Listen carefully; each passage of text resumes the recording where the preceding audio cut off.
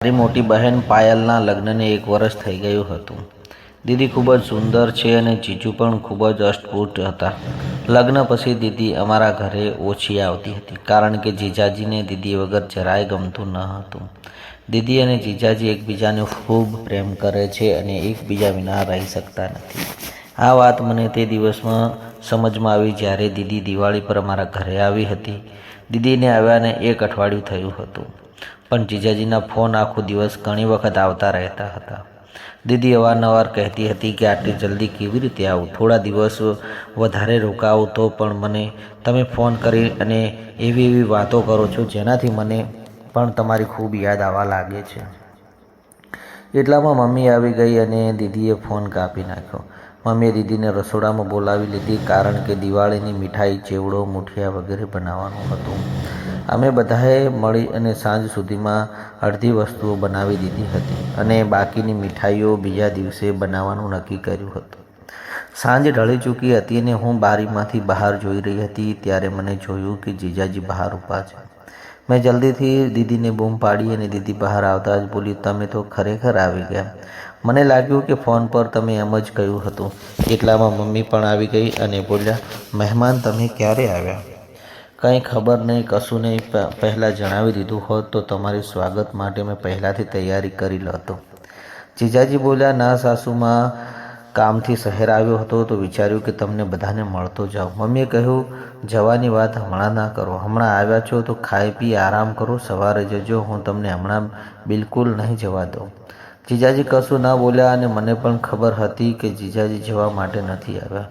એટલામાં દીદી પણ પાણી લઈને આવી અને જીજાજીને પાણી આપતા ધીમેથી કાનમાં ફૂસફૂસ કરવા લાગી અને મને સારી રીતે ખબર છે કે તમે કેમ આવ્યા છો.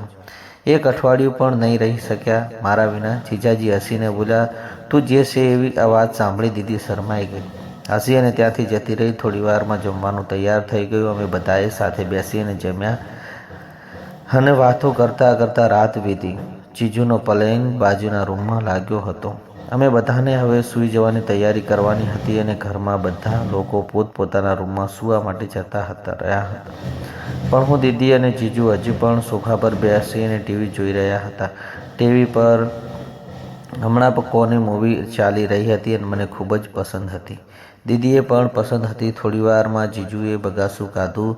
કહ્યું, બાપ રે, મને તો બહુ ઊંઘ આવી રહી છે. દીદીએ મનોમન હસતા જવાબ આપ્યો, તો પછી જાઓ, મેં બાજુના રૂમમાં તમારો પલંગ લગાવી દીધો છે. આરામ કરી લો, હું મૂવી જોઈ અને પછી આવીશ. જીજુનો ચહેરો જોવા જેવો હતો. તે થોડા વાર ખેંચાઈ ગયા અને રૂમ તરફ જવા લાગ્યા અને દીદીને હસવું આવી રહ્યું હતું, પણ મને કાંઈ કહ્યું નહીં અને અમે એમને બંને મૂવી જોવા લાગ્યા હતા. થોડી વાર પછી દીદીએ મને કહ્યું, નાની, મને પણ બહુ ઊંઘ આવી રહી છે, હું જાઉં છું. અને તરત જ કહ્યું કે દીદી, જો તું પણ જતી રહીશ તો મને પણ ડર લાગશે. તને ખબર છે કે રાત્રે મને એકલા ડર લાગે છે. દીદી થોડી અટકી અને બોલી, ઠીક છે, થોડી વાર રોકાઈ જાઉં છું.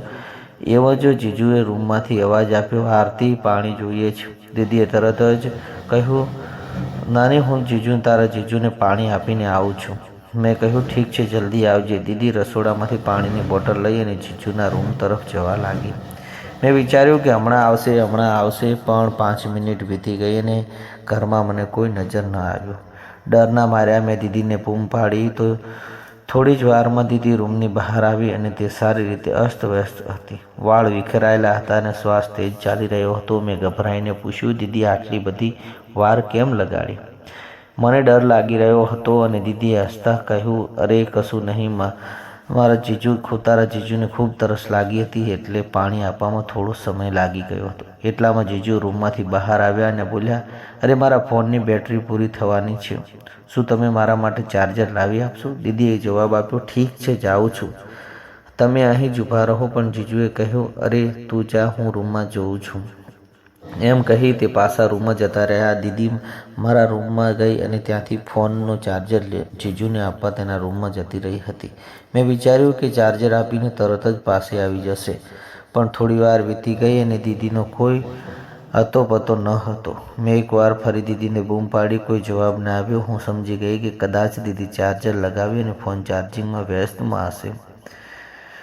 થોડો ડર પણ લાગી રહ્યો હતો એટલે મેં ટીવી બંધ કર્યું અને મારા રૂમમાં સૂવા જતી હતી. પણ મને ઊંઘ ન આવતી હતી. પલંગ પર સૂતી હું મારા ફોન વાપરવા લાગી. અડધા કલાક પછી મારો ફોન ડેડ થઈ ગયો અને તેની બેટરી પૂરી થઈ ચૂકી હતી. હવે હું આમ તેમ ચાર્જર શોધવા લાગી પણ મને યાદ આવ્યું કે મારું ચાર્જર તો દીદી લઈ ગઈ છે. હવે હું મૂંઝવણમાં હતી અને ચાર્જર લેવા માટે જાઉં કે નહીં. ઊંઘ તો આમ પણ નથી આવતી અને કંટાળો પણ આવી રહ્યો હતો. મેં વિચાર્યું કે કદાચ ચાર્જિંગ હજી શરૂ થઈ રહ્યું હશે ને મનોમન મેં તર્ક કર્યો ને આજકાલના ફાસ્ટ ચાર્જર કેટલી ચાર્જ ફોન કરી દે છે અને જતાં કેટલા ફોન આવ્યો છે જેની બેટરી એટલી ધીમી ચાર્જ થાય છે. ભલે ગમે તેટલો ફાસ્ટ ચાર્જર લગાવી લો પણ સમય લાગી જાય છે. હું વિચારવા લાગી કે એકવાર જઈ અને જોઈ લઉં કે જીજુનો ફોન કેટલો ચાર્જ થયો છે અથવા ચાર્જિંગ પણ શરૂ થયું છે. આના વિચારમાં મારા મગજ ઘૂમી રહ્યો હતો. મેં અંતે તમારા રૂમમાંથી જઈ અને તે કંટાળો અનુભવી રહ્યો હતો. ફોન વિના સમય પસાર કરવો મુશ્કેલ લાગ્યું હતું. આખરે હું ચાર્જર લેવા માટે જીજુ અને દીદીના રૂમ તરફ આગળ વધ્યો. જેવી દરવાજો ખોલવાની કોશિશ કરી કે અંદરથી બંધ હતો. બારીમાં સંપૂર્ણપણે અંદર બંધ હતી અને રૂમની અંદરનો હળવો પ્રકાશ બહાર આવી રહ્યો હતો. કાચની બારીમાંથી દેખાઈ રહ્યું હતું. મેં વિચાર્યું કે સૂઈ તો નથી ગયા ને. થોડી વાર પછી અટકી અને દીદીને ખૂબ બૂમ પાડી. પહેલી વાર કોઈ જવાબ ના આપ્યો. બીજી વાર બૂમ પાડી અને ત્યાં દીદીનો અવાજ આવ્યો, અરે શું કામ પરેશાન કરી રહી છે આ સમયે? મેં કહ્યું, દીદી તે મારો ફોન ચાર્જ અંદર રાખ્યો છે અને ફોન બંધ થઈ ગયો છે. ચાર્જિંગ કરવું છે. જીજુનો ફોન ચાર્જ થઈ ગયો હોય તો મને ચાર્જર આપી દે. દીદીએ થોડો ખેંચાઈ અને સાથે અવાજ કહ્યું, ના નથી થયો ફોન ચાર્જ. તારા જીજુનો ચાર્જર થવામાં ઘણો સમય લાગે છે. ચાર્જિંગ તો હમણાં જ શરૂ થયું છે. તું જઈ અને સૂઈ જા, પરેશાન ન કર. મેં દીદીને 10 મિનિટ માટે ચાર્જર આપી દે. મારો ફોન ફાસ્ટ ચાર્જિંગ કરે છે. દીદી કહે, ઠીક છે જવાબ બાબા લાવું છું. તું તારા રૂમમાં જા, હું તારા રૂમમાં. પછી થોડી વારથી દીદી ચાર્જર લઈને આવીને બોલી, આ લે તારું ચાર્જર અને પરેશાન ન કર.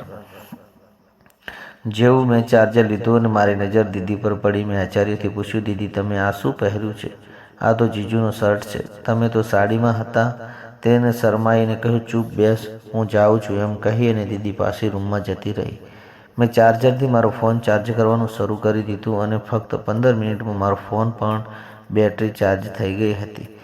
મેં વિચાર્યું, ચાલ હવે ચાર્જર પાછું આપી દઉં છું. અને દીદી સૂતી પણ હતી. હું પોતે જીજુનો ફોન ચાર્જિંગમાં લગાવી દઈશ. પણ હું ચાર્જર લઈને દીદી અને જીજુના રૂમ તરફ ગઈ અને આ વખતે દરવાજો ખુલ્લો હતો. કદાચ દીદી ઉતાવળમાં બંધ કરવાનું ભૂલી ગઈ હશે. જો મેં દરવાજો ખોલ્યો અને અંદર પગ મૂક્યો તો મારી સામે એવો નજારો હતો કે જોઈને મારી જિંદગીમાં ક્યારેય નહોતો જોયો. મારી આંખો ફાટી રહી ગઈ અને મારાથી આ બહુ મોટી ભૂલ થઈ ગઈ હતી. મારે અંદર આવતા પહેલાં અવાજ આપવો જોઈતો હતો. હું એ કેવી રીતે ભૂલી શકું કે આ પરણેલ યુગલ છે અને બંને જોઈને ખૂબ જ શરમ આવી રહી હતી. પણ દીદી અને જુજે વાતનો જરાય અંદાજો નહોતો. હું દરવાજા પર ઊભી રહી હતી અને તેમને જોઈ રહી હતી. તો પછી જે થયું તે જાણી અને તમે એટલા હેરાન થઈ શકો છો કે તમને મોટો આંચકો લાગશે.